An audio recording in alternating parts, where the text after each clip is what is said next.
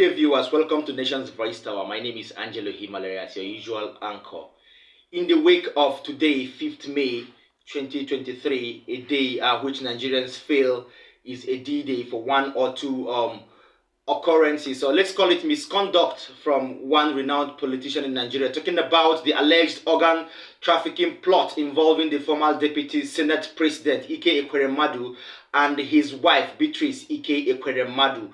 Okay, they've been sentenced to their own jail times, and it was read by a UK court to about 9 years imprisonment for Ike Ekweremadu and his wife, taking like 4 years and 6 months imprisonment, and then alongside one Dr. Obeta, a medical doctor and a so-called middleman, he was also sentenced to 10 years, and he had his medical license withdrawn. Okay, now the court had stipulated today, 5th of May 2023, as the D-Day for the verdict to be heard over the prolonged alleged organ harvesting plot by Ike Ekweremadu and his cohorts.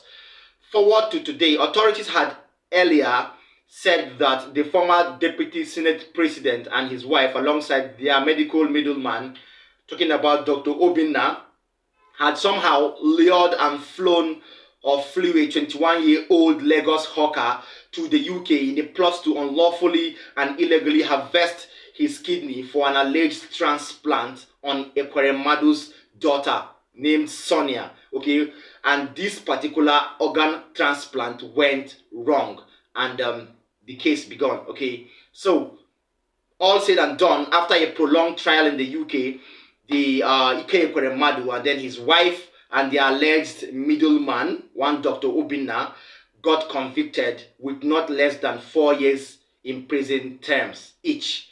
So if you check this out, if you ask me, my own view is justice has taken its own course, and there is no sacred cow when it comes to deliverance of justice or issuance of justice as regards the judiciary.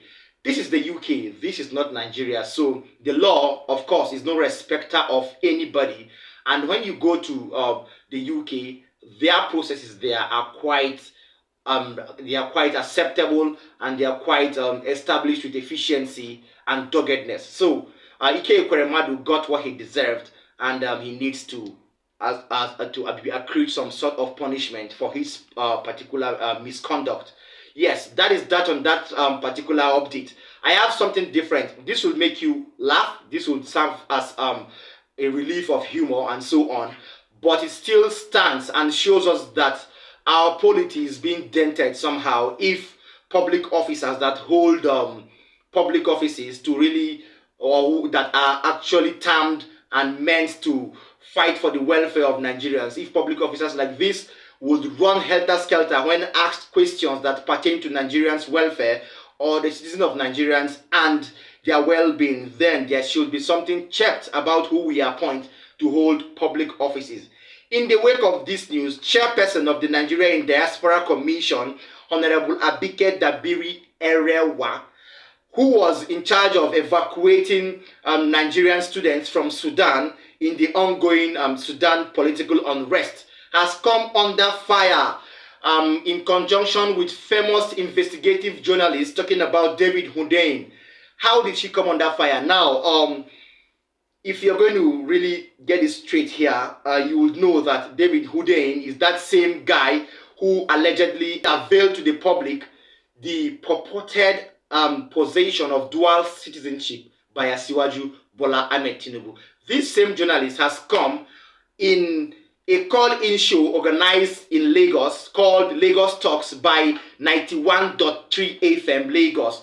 David Hundeyin, who was or who is known for his fame in being inquisitive and asking too much questions, called in this show to ask a question. Abike Dabiri was a host, or was a guest, let me say, in this show, and David Hundeyin called in and introduced himself to ask a question straightforwardly and directly to Abike Dabiri. However, Abike Dabiri started running helter-skelter in the studio and was showing a form of sign or gesture to the presenter to tell off David Hundeyin not to ask her any question.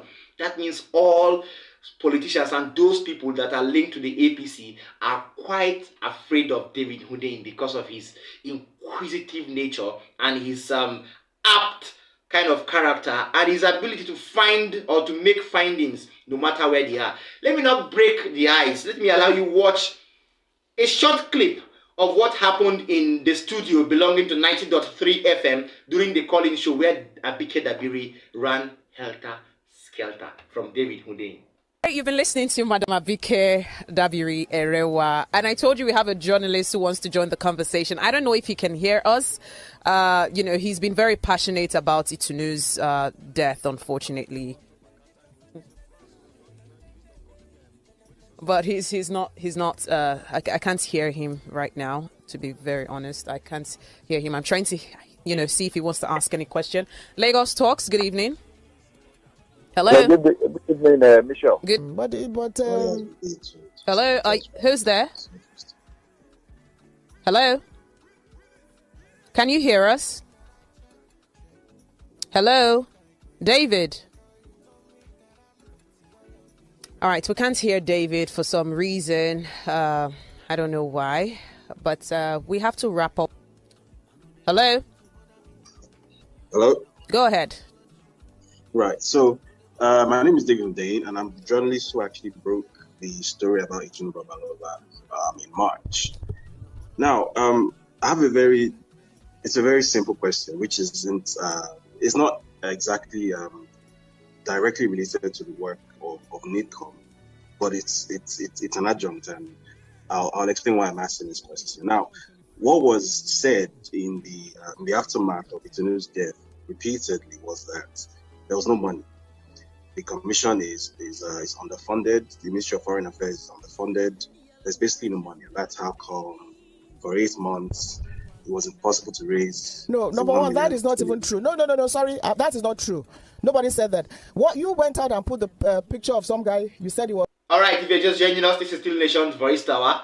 Those clips or those viral news or updates were quite cool to behold. But I will tell you what, that as for UK Ekweremadu, he got what he deserved. But Abike Dabiri should be called out for this, because you can't be a public officer and run away from simple questions that pertain to the welfare of the citizens of the country where you preside over. Okay, so if she is running helter-skelter because of a short question or statement made by a call-in visitor or a subscriber of a particular radio channel, that means she has skeletons in her cupboard to be hidden.